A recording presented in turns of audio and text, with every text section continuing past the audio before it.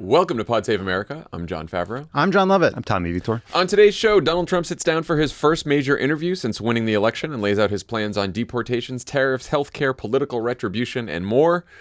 The killing of UnitedHealthcare CEO Brian Thompson crosses the barrier from cultural fixation to political debate, though it's still a cultural fixation. And in some incredible news, Syrian dictator Bashar al-Assad flees to Moscow, ending 2 generations of his family's sadistic rule. We'll get into what this means for the world and for America's new president.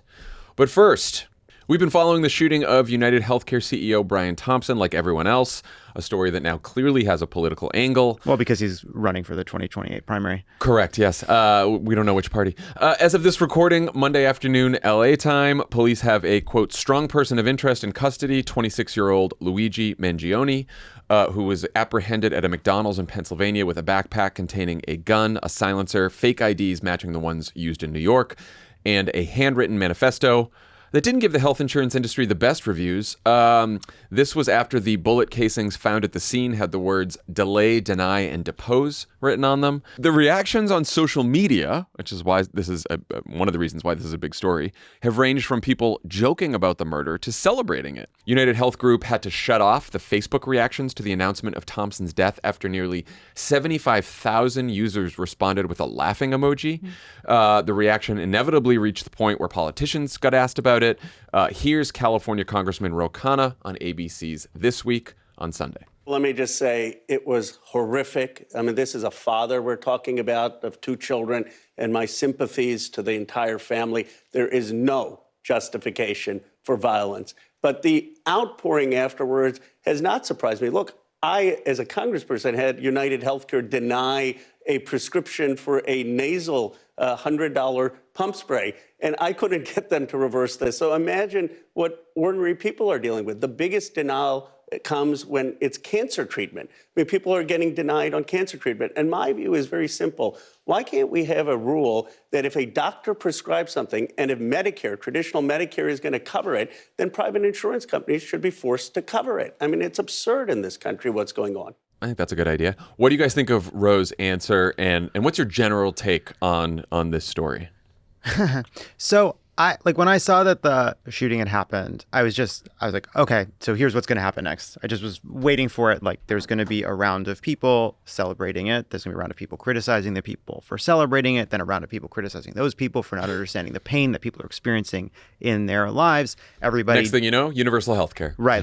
Right. It's sort of like Medicare for all or else. Right. That was the worst ideas I've heard. But the kind of like performative, the way you demonstrate you really understand what's broken in our healthcare system is by performing this lack of empathy. That's how you demonstrate you really get it. And if you don't have that lack of empathy, that means you don't really get it. All of that, I was just sort of waiting for, and of course, like unfolded actually worse than I expected. It was all pretty ugly. The thing that I like, there was a lot of like earned vitriol, like insurance companies. Some are better than others. Plenty play games, even break the law to try to avoid paying. We have a cruel and broken system. Like, that's what we have. Like, this guy, well compensated, is a tool of a broken system. This insurance company exists and benefits from a broken system. And like, that to me, like, I want to have a debate about the broken healthcare system and why we have this ridiculous system where half the people get insurance through work, which creates these incredibly convoluted and broken incentives, where we have publicly traded companies that exist to create a difference between how much they pay out in health benefits versus how much they recoup in premiums. Like, their job is to maximize that differential. We built a whole system around it. That's fucking stupid. That is terrible. That causes all kinds of harms.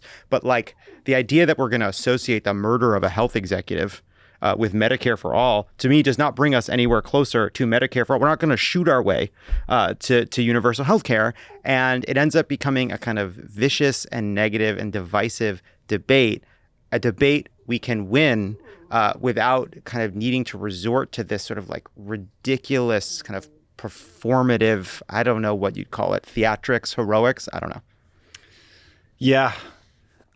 People can make jokes. The reason I don't make them is because I just think that people all have families, and, let's think about it on a human level. And then also, deciding that or tacitly supporting targeted assassination is the slipperiest of slopes, in my view. And I saw people saying, well, Healthcare is responsible for more deaths because they deny claims.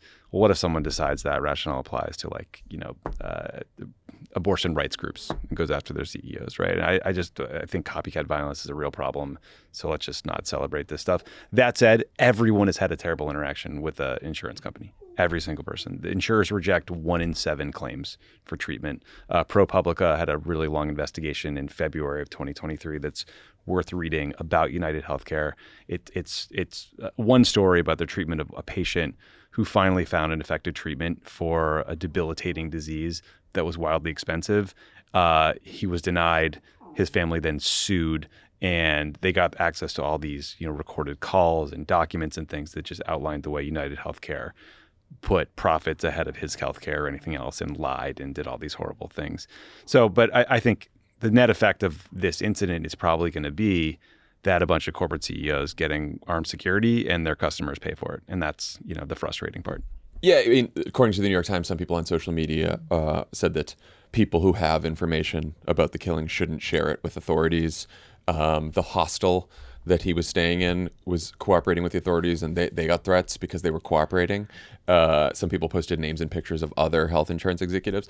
I'm going to take the neo-lib squishy centrist position that murder. Let's hear it. Murder is bad.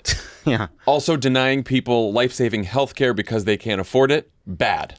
How about that? Wow, that's incredible. How about that? Isn't that crazy? Incredible. Just out there. Incredible. Hope all the murderers are caught and punished. Also hope we pass more laws to make sure that everyone can get the health care they need without the insurance company putting them through hell, which insurance companies frequently do. Yeah, I feel like the other why do we have a system where all these people have horror stories, like terrible stories about what it's like to engage with these companies? These companies exist to deny claims and make life harder. And Barack Obama used to tell stories about what it was like when his mother had cancer and how you're dealing with the worst moment of your life and you're on the phone with insurance companies. Like, why does this system exist? And the debate online, fine, it's not real life. But I do think it captures something that is real about the healthcare debate, which is there are all these people that are screaming like the system is fucking stupid. It is stupid, right? Yeah. And yet when you try to change it, you run into this buzzsaw. Now, part of that is because the insurance lobby donates a lot to campaigns. They run a lot of ads. There's a lot of anti-government, anti-Medicare propaganda. There's a lot of right-wing propaganda about this. But the reality is when you ask people, do you like your insurance? The vast majority say they do. Even when a majority of those people say they've had problems with their health insurance, that 1 in 6 say that they've had claims that they could never resolve. Yeah. They could never resolve. Just to put some statistics there, Kaiser Family Foundation did a very large poll June of 23. 81% of people give their health insurance a rating of excellent or good. Now, if you're in poorer health, that number falls, but it falls to 68%, still pretty high. 58% say they've had a problem with their health insurance in the last year, though half of those people say it was resolved to their satisfaction.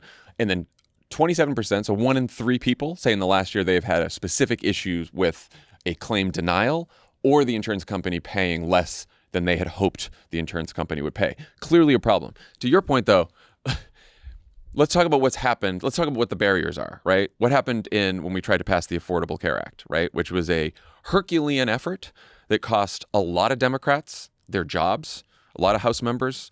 Everyone talks about what happened in 2010 and why didn't down ballot win? And was it OFA or this or that? No. A bunch of people took the vote, knew that they would probably lose because they took the vote for Affordable Care Act, but they thought it was important enough to do anyway, and they did it.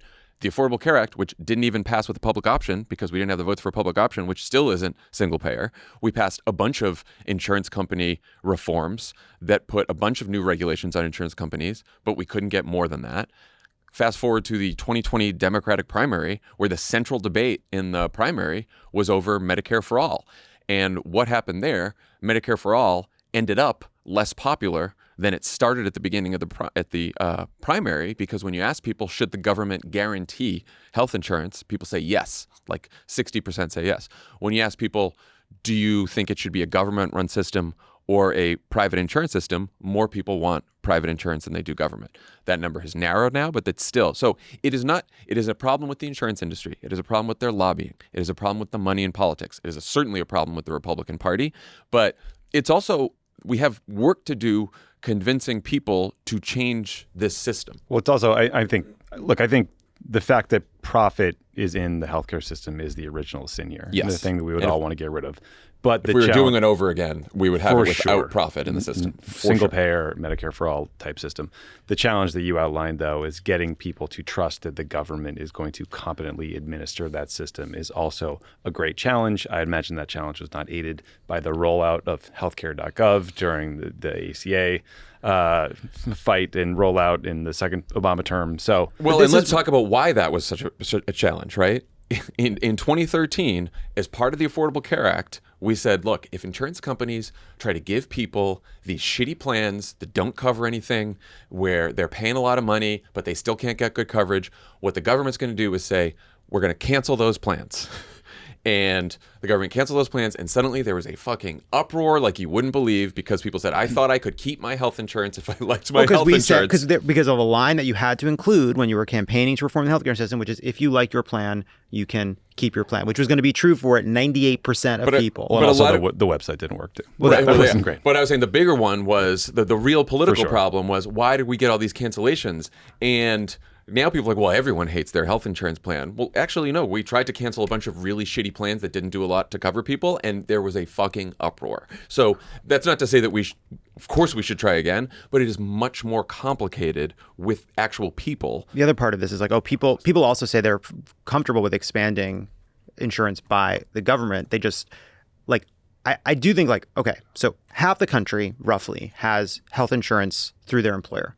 That is the system we built.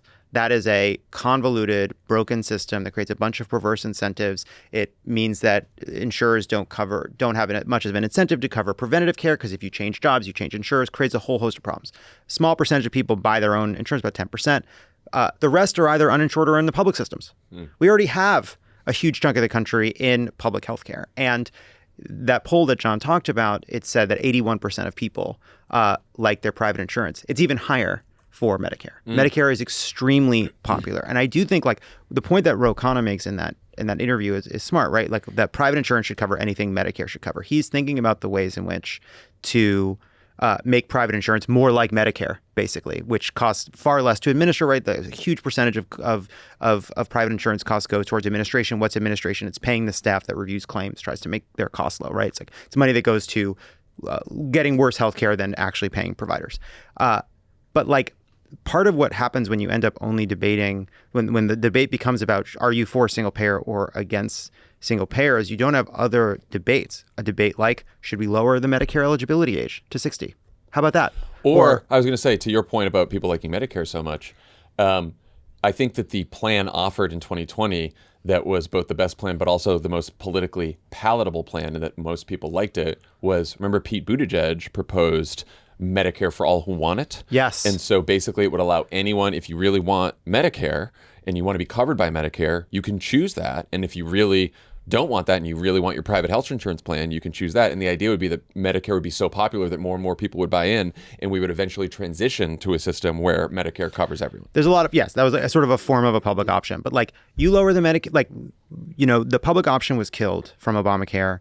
And it was killed by a bunch of senators. They all hid behind Joe Lieberman. It was killed by a bunch of people. But one thing that Joe Lieberman personally killed was the Medicare buy-in for people. And that was just a policy to help. Like, if you were between the ages of 60 and 65, that is where you're not yet in Medicare, but you still are in the age where you're starting to have more and more health problems. It's an extremely expensive group to insure. If you get laid off when you're 58, it's incredibly expensive. Like, there's a huge bunch of problems that happen there. And Joe Lieberman personally killed a Medicare buy-in. But, like, if we could get the Medicare age down to 60, it costs about $25 billion a year, a tiny, tiny fraction of the budget. And that alone would bring healthcare costs down for fucking everybody, just by dint of getting this pool of expensive people to insure off. But, like, these are the kinds of things I think we should be talking about, like simple fixes that get us on the road to Medicare for all, because Ro Khanna said, like, you're not surprised by the reaction. There's an incredible amount of anger and antipathy towards health insurance companies. We should target it. We should direct it towards a political aim that could actually help people as soon as possible. Well, guess what? If there were Democratic majorities in Congress and a Democratic president, we'd get a public option. We didn't last time around, even though Joe Biden proposed it, because we had Kyrsten Sinema and Joe Manchin. If we had won the Senate this time around and won the House and won the presidency, then we'd be talking about a public option for a second term. And these should be part of the, like, when we talk about, like, what are Democrats for? We spent a long, what is our big agenda for the future? Like, these kinds of big changes have to be part of it. All right. President-elect Donald Trump sat down with Kristen Welker at Meet the Press for a pretty newsy and substantive interview that lasted 1 hour and 16 minutes. I wonder how long his staff was trying to call it. 30 minutes? 20 minutes? I didn't know it was that long, and I just started reading the transcript, and I was like, why does this keep going? I know. They must have budgeted an hour. It's crazy. It's very long. There were a few big topics they went in depth on, and we're just going to take them one at a time, play some clips so you can get a feel for what it was like without having to suffer through the whole thing like we did. Yeah, that's a service we provide. You do not. We watch the whole thing so you don't have to. Let's start with immigration. They covered a lot here, including big questions on deportations and citizenship. Here's a sampling. If they come here illegally, but their family is here legally, then the family has a choice. The person that came in illegally can go out, or they can all go out together.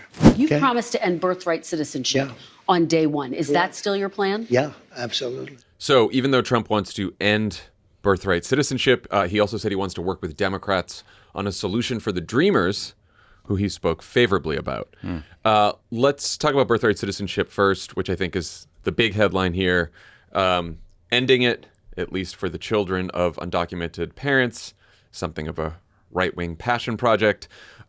It's also, birthright citizenship is also guaranteed in the Constitution in the 14th Amendment. Do you guys think he actually can end this?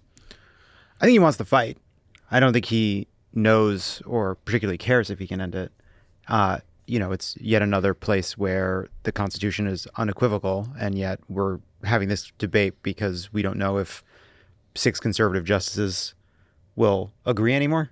That's the reason we can have this debate. But I think he wants to fight. So you think he would just do something, test it in court, see if the Supreme Court, and not go through like the constitutional amendment process? So he said both. He doesn't have the... He wouldn't get the votes. He doesn't have the discipline. But no, he didn't. He says that he said it's throughout this interview, it was a lot of moments of Welker trying to pin him down, and his whole sort of stance throughout the interview was just refusing to be pinned down. So this was one of the places where he did that too, and he said, "Well, we may have to bring it to the people." But then he brought it back to the executive order and talked about the executive order he was going to issue when he was president. Yeah, just so listeners know, it's very hard to amend the Constitution. Just to propose an amendment to the Constitution, you need support from 2/3 of both houses of Congress or 2/3 of state legislature. And then the bar is higher to 3/4 to ratify it. So not going to happen. Supreme Court said something about this back in 1898. They ruled that birthright citizenship is part of the 14th Amendment. They said the ruling there was the 14th Amendment affirms the ancient and fundamental rule of citizenship by birth within the territory, including all children here born of resident aliens. The only qualification, the reason that the right keeps talking about this and has for a while, is there's a qualification in the 14th Amendment that says children born in the U.S. have to be, quote, subject to the jurisdiction thereof. But of course, undocumented immigrants are subject to U.S. jurisdiction and that they can be sanctioned for violating the law. Right, they're not ambassadors. Right, that's what I was going to say. The only people who aren't subject to U.S. jurisdiction are foreign diplomats with diplomatic immunity. That's why that exception is in the Constitution. Something I am sure Donald Trump has ranted about when all those ambassadors were racking up tickets in Manhattan over all those years. There's no doubt that Donald Trump fucking hated seeing those diplomatic plates parked in the fucking fire zones. There was also a Trump appointee on the Fifth Circuit that just ruled in 2015 that the clause covers, quote, the vast majority of lawful and unlawful aliens. So it is a pretty, again, it's this Supreme Court, so who knows? But you could see Roberts, you could see, it seems unlikely. What do you guys make of the cognitive dissonance between saying he wants to protect the Dreamers, who are children who were brought here, undocumented children who were brought here by their parents as kids, but he also thinks that kids born here shouldn't get citizenship? Yeah, so it's interesting. I actually thought the Dreamers the part where he talked about the Dreamers was the most interesting part of this section, because he actually was more compassionate in his language than he's been in a very long time. Yeah, not ever, but a long Not time. in a long time. He used to say that answer that he said, where he was like, "You got to do something. Some of them, they're great people. You got to do something. We're going to do something for them." That's what he used to say when he was president. Yes.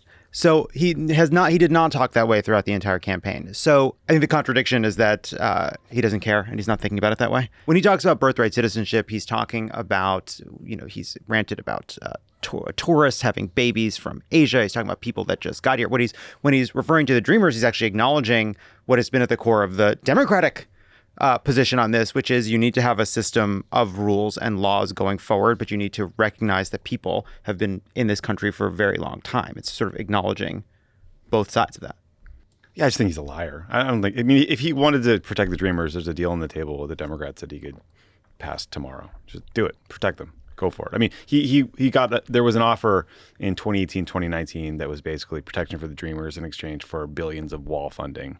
And Democrats walked away from it because of the wall funding at the time. But again, they could pass a narrow fix for the Dreamers. I think. Man, wish we had taken that deal. I do too. Well, I think that tells you, like, liar or not, like, I think he would take that deal. I think that can still happen. Yeah, maybe. He would love the win. I think he's a guy who doesn't want to get blamed for ugly images on TV, but ultimately supports an incredibly radical immigration agenda that includes mass deportations of tens of millions of people.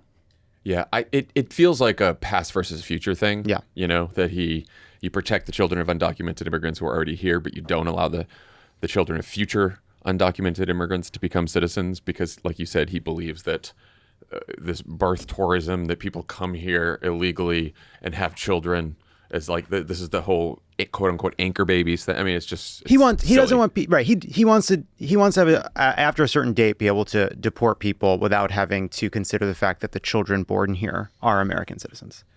He wants to have a date after which he doesn't have to worry about that anymore. But unfortunately, the Constitution says otherwise.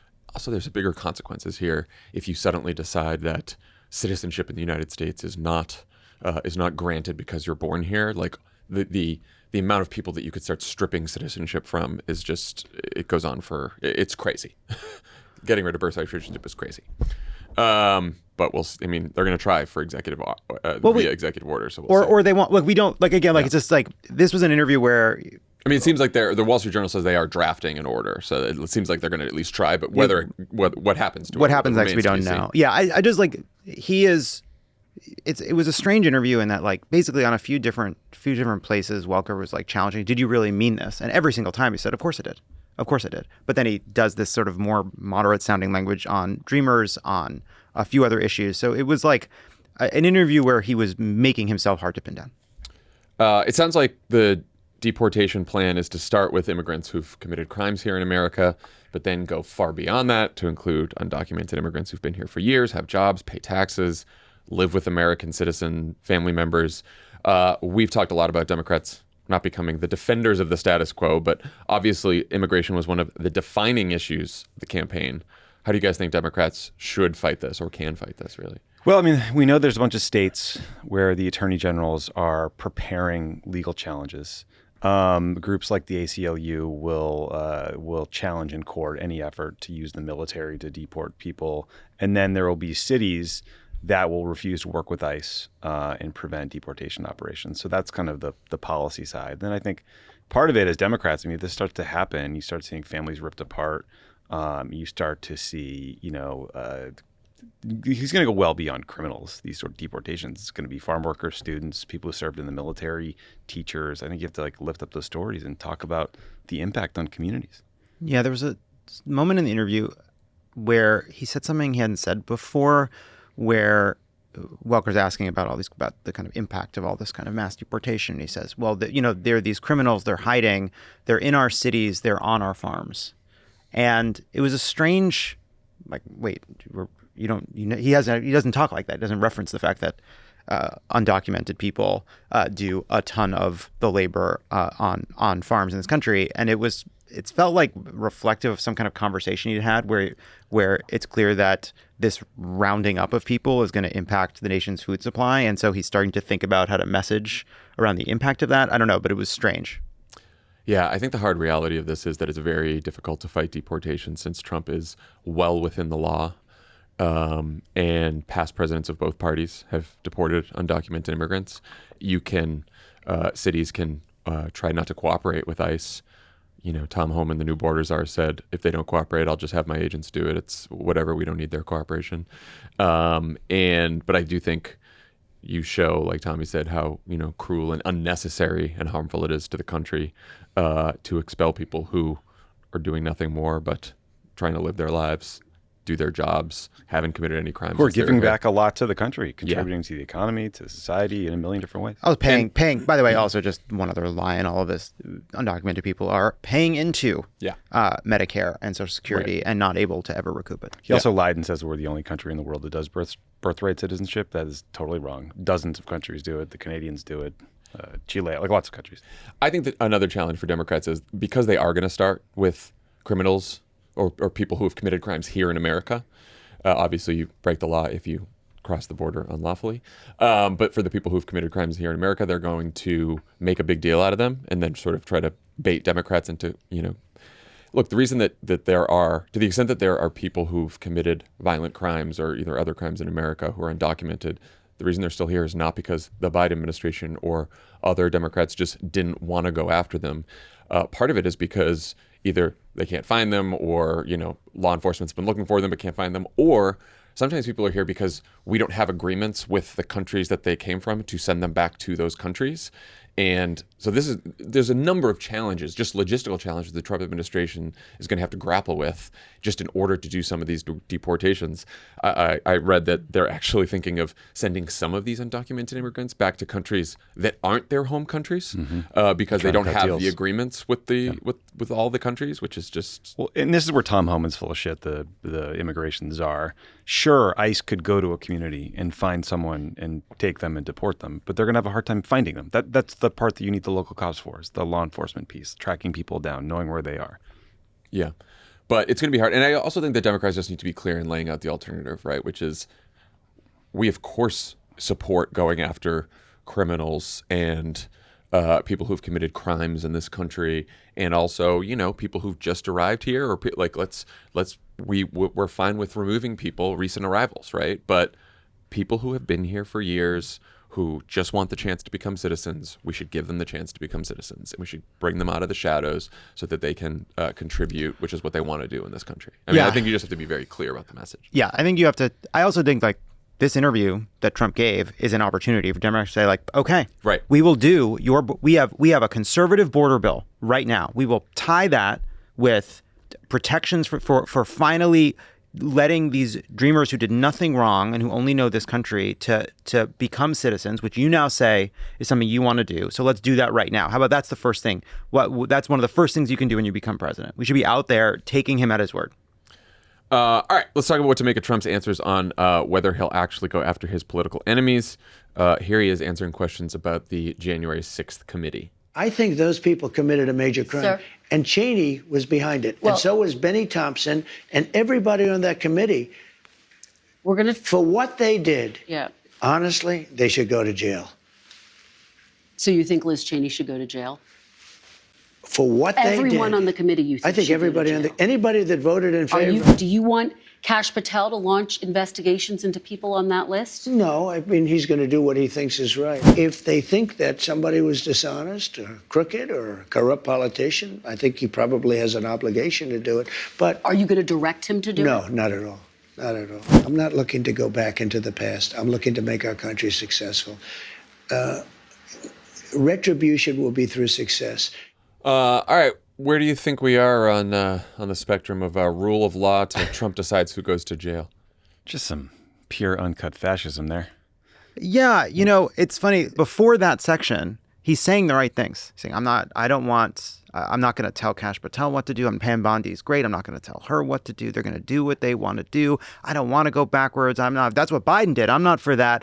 And then the second Welker brings up the select committee. He's like, jail for every fucking one of them. Who voted for it. Who voted for it. Jail. Well, we don't hear the end of that sentence. I think maybe it meant on the committee because weren't there. On the committee vote. Yeah, that's what. Yeah, right. You vote against me and you're going to jail. It's just pure unadulterated fascism. Yes. Also, the Constitution has protections specifically designed to protect legislators from the executive for doing their jobs. Not something that comes up in the interview, it also reminded me that there was a part in that Atlantic profile of Patel that said he's the kind of guy you don't have to tell him to do it. Well, that's why that question was dumb. That's why you chose Kash Patel. Right. He has an enemies list in his book. Like, it's why you chose Pam Bondi to, well, I guess Matt Gaetz washed out, but that's why she was your second choice. Because you don't need to tell these people what to do. They know they're there to punish your enemies.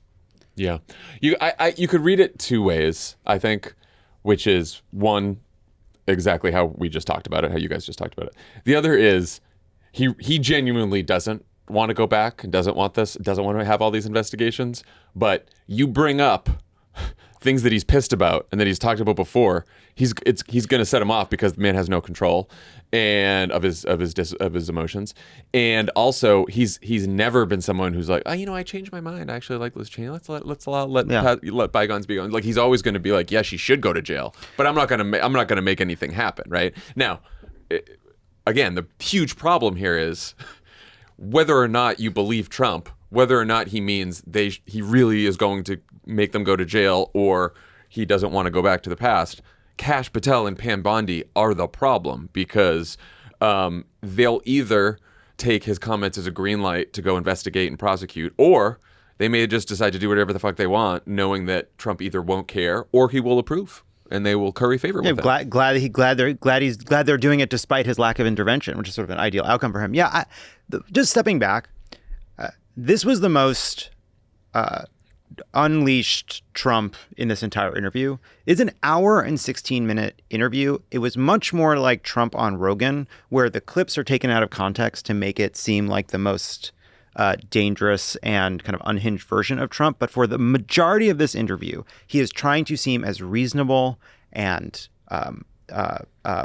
mainstream as humanly possible. And he, I think, does succeed in a lot of places. This was one place where it's like, whoa, he's definitely going beyond his whatever goals he had for this interview. He has left those behind to start railing against Liz Cheney. One thought I had while watching him, it was a little galaxy brain, which is like, man, this is not somebody, like, this is baiting Joe Biden into pardons. That's what I was like, why would you go so hard at these people right now? You're so careful throughout the rest of it to try to seem more disciplined. I think he just has no impulse control. Yeah, I agree. I think Liz Cheney is bait. I think it's like that. He's just triggered by hearing Liz Cheney in January. And same thing when she mentioned 2020. Like, it's wild to me that one of the questions was like, did you win the 2020 election? I'm like, oh, we're going back there now.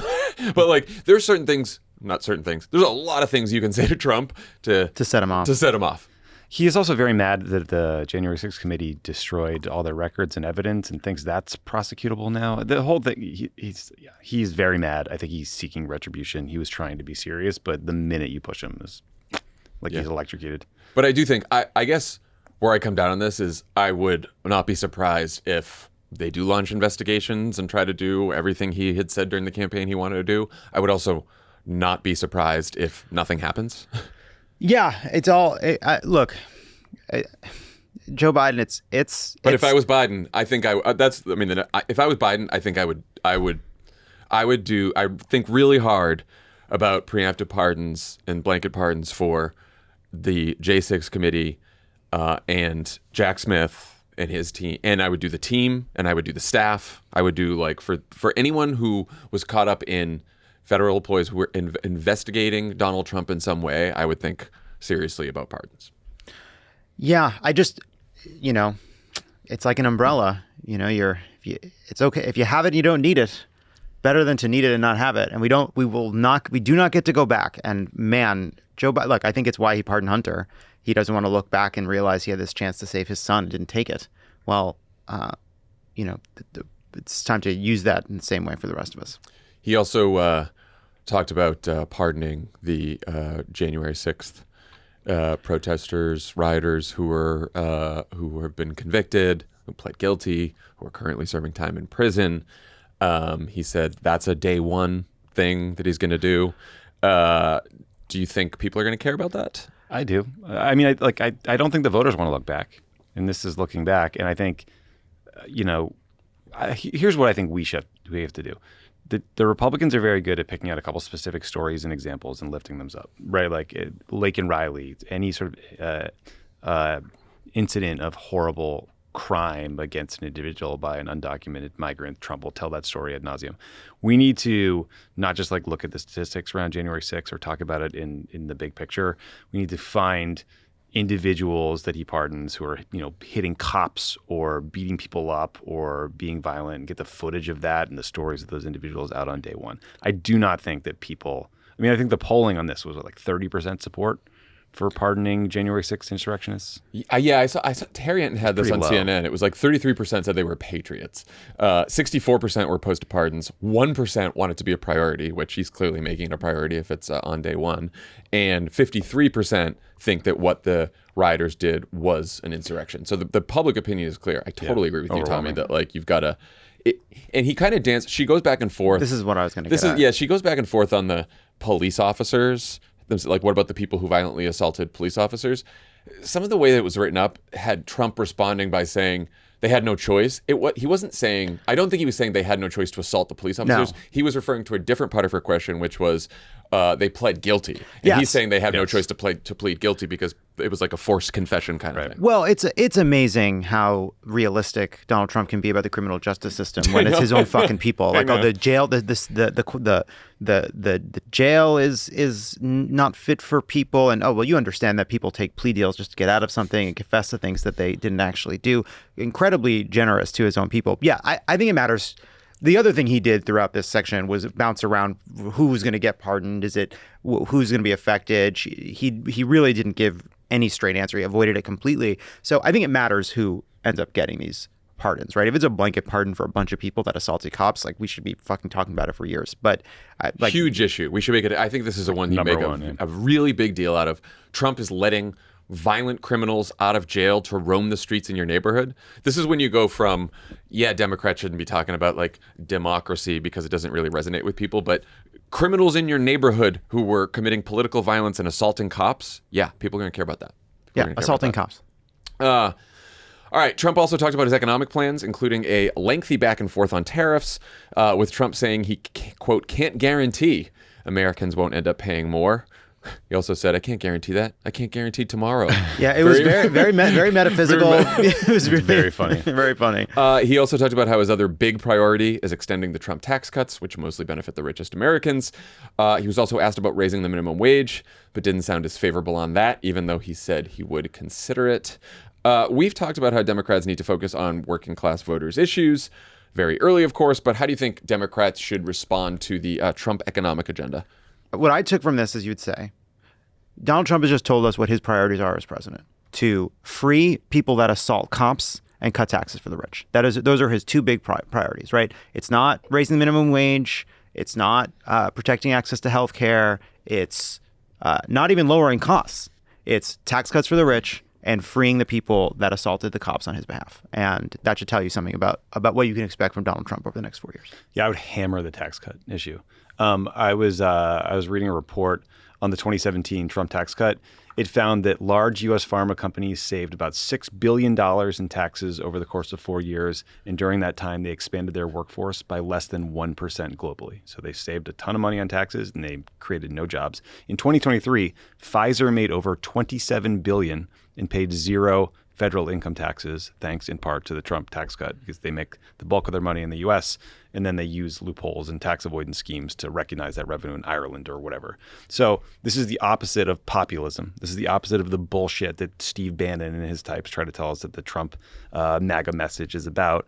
And I think we need to really push it hard. I mean, again, like the richest 0.1% of taxpayers got a $250,000 tax cut. The poorest quintile in this country got a $70 tax cut. That's the story of the 2017 Trump tax cut that he's trying to extend. Yeah, and I do think, much like your point, Tommy, on the J6 rioters, Democrats are going to have to work hard to publicize and lift up the stories of like who's going to benefit from the tax cuts, because my guess is that the Trump folks will sell the tax cut extension as middle-class tax cuts. In fact, I wouldn't even be surprised if they tried to propose, especially with J.D. Vance and that crew in there, like larger tax cuts for the middle class, so they actually are bigger than the $70 they got last time. And I think that we need to lift up the stories of the, big CEOs and billionaires who are getting the tax cut. I also think, by the way, look, there's already companies that have said they're going to raise prices thanks to the tariffs. I think every time a company announces that they're going to raise prices because of the tariffs, or every time they do raise prices, we need to make a huge fucking deal of it. We need to make a huge deal of who's getting the rich people who are getting tax cuts. And I think we should also talk about people who are making minimum wage and can barely afford to get by.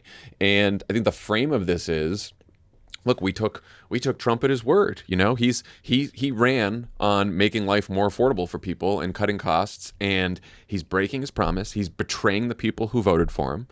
And you know what I wouldn't do is say things like, "Oh, well, too bad. This is what you voted for, people, or they're idiots, or they deserve it." Because you already see this on, people are already posting this. This is like the same people who are like, "Well, the Latinos and immigrants who voted for him, they deserve it if they get deported," right? Like this is not when he does this, he is breaking a promise to people that he made. Yeah, Chipotle just announced that they're raising prices next year, and then you look and they had an incredible increase in profits over the previous year. They're raising costs because they think they can get away with it. And corporations and Donald Trump and the billionaires around him are conspiring to raise prices. They are not focused on what you need. They are focused on each other, and you will pay the price. Another big topic in the interview was healthcare. Welker pressed him on the repeal of the Affordable Care Act and on RFK Jr.'s plans for childhood vaccines. Let's listen. Sir, you said during the campaign you had concepts of a plan. Do you have an actual plan at this point for health care? Yes, we have concepts of a plan that would be better. I'm not against vaccines. The polio vaccine is the greatest thing. If somebody told me get rid of the polio vaccine, they're going to have to work real hard to convince me. I think certain vaccines are incredible. But maybe some aren't. And if they aren't, we have to find out. Before we get to vaccines, what do you think his answers there signal about how serious he is about taking on healthcare reform and going after the ACA again? I don't know that he cares about health policy as much as he hates Obama and acts accordingly. I don't know. It seems like he wants credit for all the good parts of the ACA, but maybe doesn't want to touch that hot stove again. But I don't know. What do you guys think? I agree. I took it. He spent a while. Spent a while talking about how much he did to make Obamacare work, which is his new lie. It's not true. He sued to get rid of Obamacare, and and he even responds because Welker points that. He says, "Well, that's what I was doing to try to get rid of it, but actually administering it, he was trying to sabotage it internally, sabotaging the enrollment periods, making it more difficult to sign up. So he was trying to undermine Obamacare at every turn.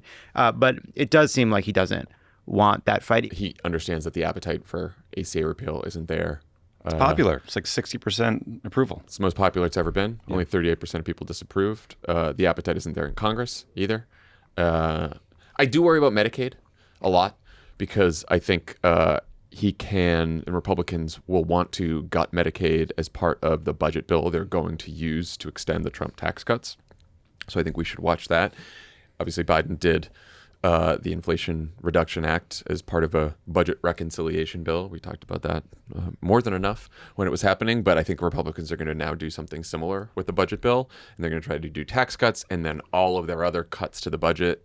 And I worry about healthcare programs that can be just cut or radically reduced just in the budget. I don't think they're going to have the votes to actually repeal the insurance protections or the law, the Affordable Care Act. But I think a lot of the money that goes to making healthcare affordable for people, I really do worry about that. Right. The places where they'll look to make cuts that they think they can get away with will be Medicaid and will be food stamps. They will go after the programs that target the poor, especially because in this interview and previously, Trump has said that he wants to carve out Social Security and Medicare. He knows politically it's toxic. And so where are you going to get the money to pay for a $200,000 tax cut for a person making $5 million? You're going to cut food stamp increases by $20 a month. Yeah, and the Doge bozos like Elon and Vivek are like learning in real time on Twitter that most of U.S. spending, federal spending, is entitlement programs like Medicare, Medicaid, Social Security. And they're like, amazing, look at this, quote tweet. Drives me fucking nuts. It's like, hey, did you guys all hear about this? The Elon posting something like, we're paying so much for healthcare, but we're not really getting a good value for it. It's like, you fucking son, we've been dealing with this. We've been talking about this for fucking 20 years. Good thing a brilliant man like me has looked into this. Yeah. You guys know that no one has done that before. Do you know the administrative cost on private insurance versus Medicare? It's out of control. Dilettantes. Brief exchange about abortion. Welker asked if he would be restricting access to abortion pills, and he made it seem like he would not. I think the question is, like, does he come under more pressure from Republicans in Congress now that they have a majority in both houses to do more on abortion than he might be inclined to do? Or, she asked the question about the abortion pill. That would be an administrative action. Does some of the loons he has put in charge of his government decide to move on that? That's the big question. I think clearly Republicans want a national abortion ban. This is part of their project. There are a bunch of right-wing zealots in the House in particular who will stop at nothing to get a federal abortion ban. The question is whether Speaker Johnson will keep those people under wraps if he and Trump have cut some sort of deal. I think that the votes aren't there in the House. The Republicans don't have a big enough majority, and the frontline members are not in districts where they're going to, especially since the frontline members are, a lot of them, blue state Republicans. They're not going to want to do that. I think the appetite's not there among enough Republican senators to do that. They're not going to vote in the Senate either. I worry about, the Comstock Act and what happens within the administration. Yeah, the question is always on abortion with Trump has been not what does he want to do, but what is he willing to stop. That's why the most important question during the election was, would you veto a bill? That's why the questions around what he would do administratively are so important, and he has evaded those answers. I think he clearly understands how damaging politically this has been for him and does not want the fight, but a lot of people around him do. All right, let's talk about the vaccines. All over the place there. He says that Kennedy won't be upending the system. That was. But if you watch or read through, it's also pretty clear he's bought into the idea that there's been a huge spike in autism in America and that it has to be attributable to something external. Maybe vaccines. Who knows? Let's investigate. He also mentions at one point that it could be chlorine in the water, presumably meaning fluoride, which we know RFK wants to get rid of. Oh, that's what he meant. Yeah. Okay. That's what he meant. Got it. Cool. Unless he's worried about public pools. I don't know. I took it to mean fluoride. Yeah. It seemed the danger to me seems again that like Trump is at risk of just getting convinced by RFK Jr. to make these major public health changes. And by the way, if RFK goes off on his own and does some investigation, it's just an investigation. Like, I wonder what's going to turn up. This is the problem. RFK, this is what he cares about. This is the only thing he cares about. In 2021, he did a podcast interview where he said he goes hiking. If he sees a parent carrying a little baby, he'll say to them, better not get him vaccinated. Like literally, like he says it to strangers on the hiking trail. He said this. So that is not a nuanced perspective that includes a carve out for polio. This is an ideologue who is dishonest, who is sloppy. And if he gets access to a big bunch of data, he's going to find what he wants to find. And in the process, I don't know where Trump will land on all this, but in the process, the U.S. government sowing chaos and making people hesitant or scared to get vaccines, like that is going to do damage. Yeah, that's like, to me, that's like the best case scenario is a huge fight over vaccines and whether, RFK's bullshit study is right or wrong. You could get a whole bunch of people in HHS, whistleblowers saying, no, this is bullshit, blah, blah, blah. If there's conflict about it, that is going to increase hesitancy. That's going to do damage enough. Yeah, I think RFK Jr. coming out and trying to withdraw vaccine approvals, causing a kind of giant national debate over this. Do I think that's necessarily going to happen? No. I worry about the kind of quiet power this guy's going to have behind the scenes to decide what gets funded, what doesn't get funded, who's in charge of overseeing these investigations, and it's going the ways in which, for a long time on abortion, the question was, would the court overturn Roe v. Wade? And what they did was then the headlines would end up being court upholds Roe v. Wade while undermining abortion all along the way. And I worry about what happens when you have somebody like RFK Jr. in charge of the Department of Health and Human Services, and it comes out RFK Jr. will not be banning vaccines, but the policies that are now coming down from the top throughout HHS are undermining vaccination campaigns, undermining public health research, undermining the institutions that are not just making sure people are getting vaccinated now, but investigating and doing the research into the next generation of vaccines. I'm worried about what happens when the headlines fade because he's not doing the big, terrible thing. And we just live with the slow degradation of what is the incredible public health apparatus, like the incredible achievements of America's public health system. Yeah, I think he's going to do both. I mean, he's already said. I mean, there's some quote out there where he said, "I'm going to tell the researchers that we're going to hit pause for 8 years on basically R&D on some of these vaccines and things." But what always happens with these anti-vax advocates is they get a mound of data and they find in it what they want. And then the scientists on the other side are left having conversations about correlation, not causation, and other variables, and the uncertainty of the scientific process, and yada, yada, yada. And we just lose that public debate. And in the process, a bunch of parents are like, I don't know, man, this measles thing is scary. And what I should heard we do? this story Right. and I read something online. There's this awful example of a child who, got the shots and then all of a sudden wasn't responsive. And, that stuff is really powerful. Yeah. Next thing you know, they take away your Diet Coke. Never. He's not stupid enough to go after my Donald Trump's Diet Coke. I know. That's where he draws the line. Foreign policy was not a major focus of the Meet the Press interview, which Trump recorded on Friday morning, 2 days before Assad's regime fell in Syria. Though the issue did come up when Welker asked about Tulsi Gabbard's nomination to be Director of National Intelligence.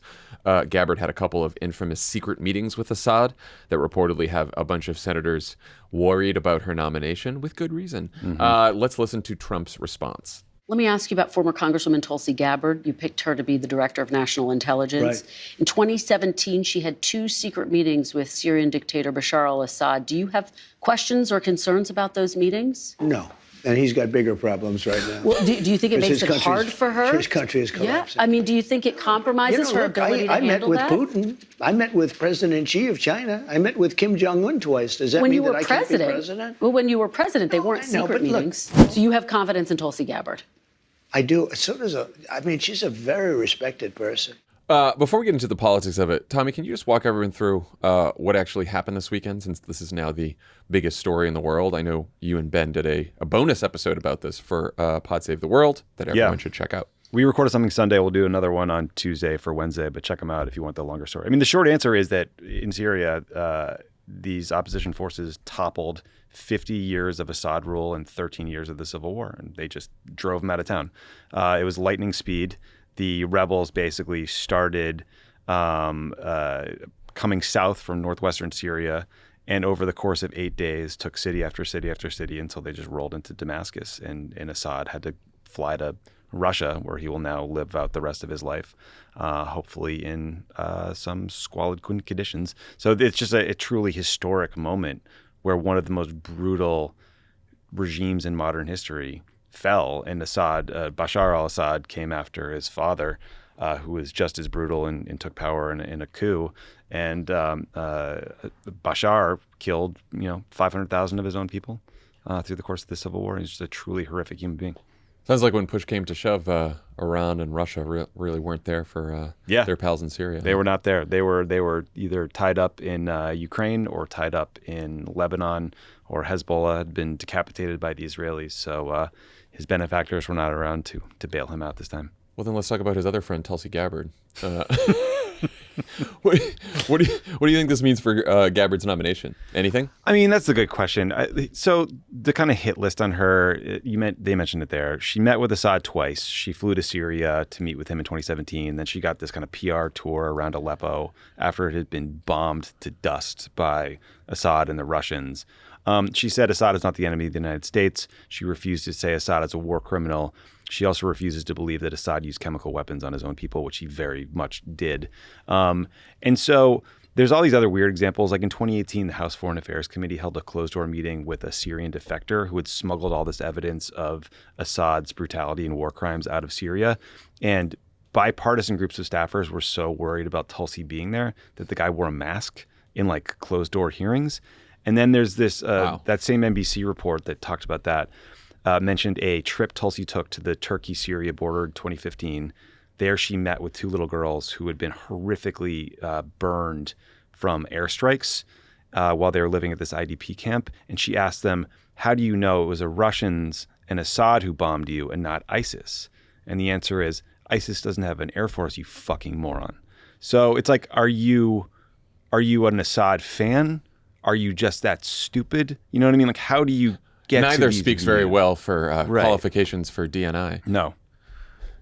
Yeah, there's also she embraced the conspiracy theory around biolabs in Ukraine, and like this has become like ideological, and because and John Bolton has been one of the most fervent opponents. Yeah. But the point he made, which is just this isn't.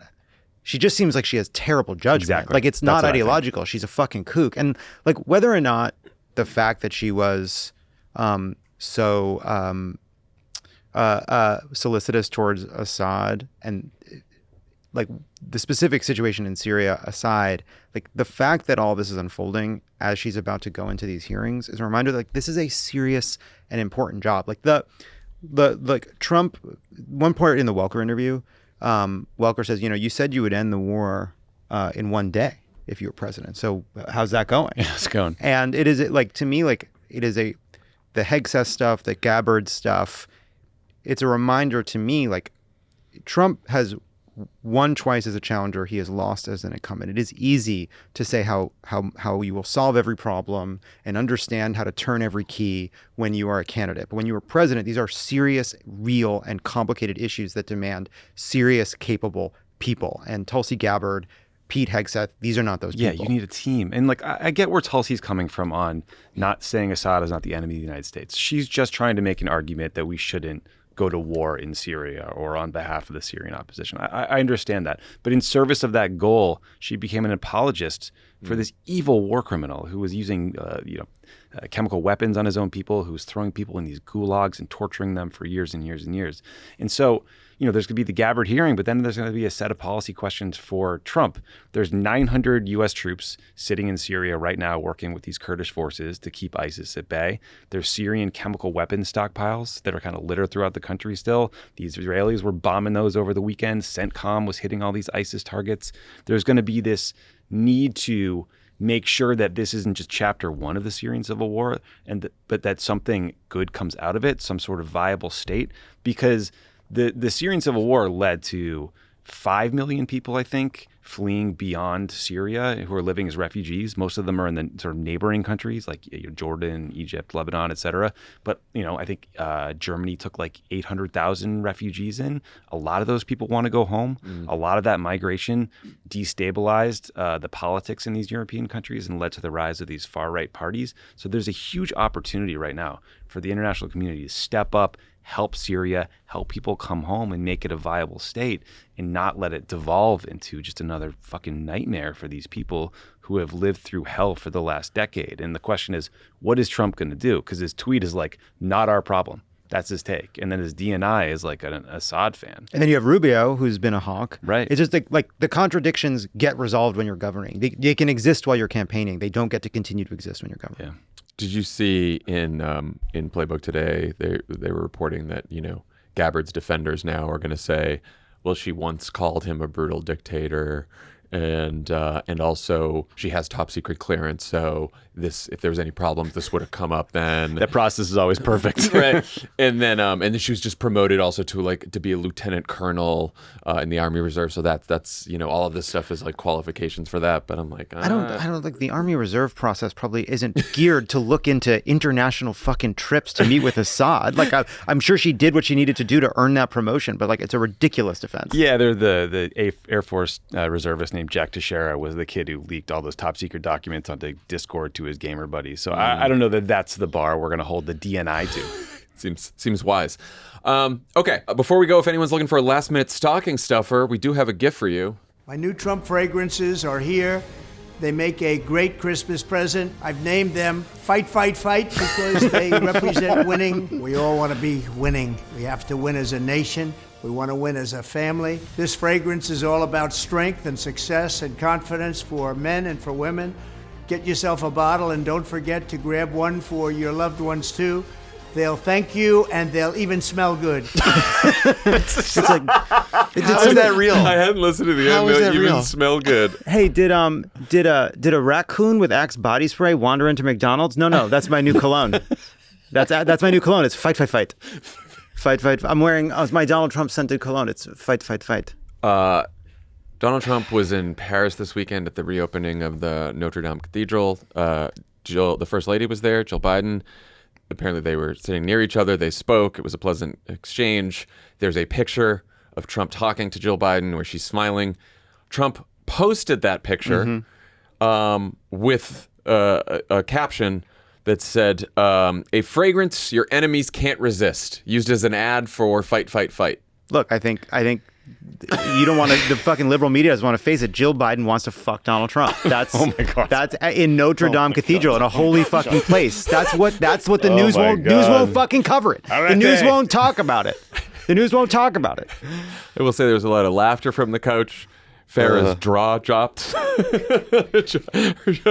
It's like he kept rolling out these products during the campaign, and I was like, maybe he thinks he's going to lose, and he's just getting like one last grift in. But now he's president, and he's rolling out a fragrance. Come on, man! You have so many avenues for corruption. You're going to be just fine. You don't need a fragrance. I always want more. I always want more. Get the crypto. Get the. It's called hotels. fight, fight, fight because it represents winning. That just doesn't make a lot of sense. You got to smell it. Listen, if there's Smell one like thing, a winner. You got to There you have it to is. That smell would have like been a better winner. tagline. You Trump, got it. Trump fragrance, smell like a winner. You got to go in the store and smell the fragrances. You got to trust it based on a brand? It could smell like anything. Yeah. There needs to be a someplace to buy this stuff where the money doesn't go to him, like a secondary sale, kind of used fragrance store. I don't want to give him money, But I you would want- love you to do- have you a do wanna bottle around the office and squirt it on you guys. Fight, fight, fight. That's our show for today. If you have smelled Fight, Fight, Fight cologne, please let us know what it smells like. Is If it you bought musky? it, sell it to me. Yeah, and if anyone's looking for a present for me, you know what to get me. That's our show for today. We'll be back with a new show on Wednesday.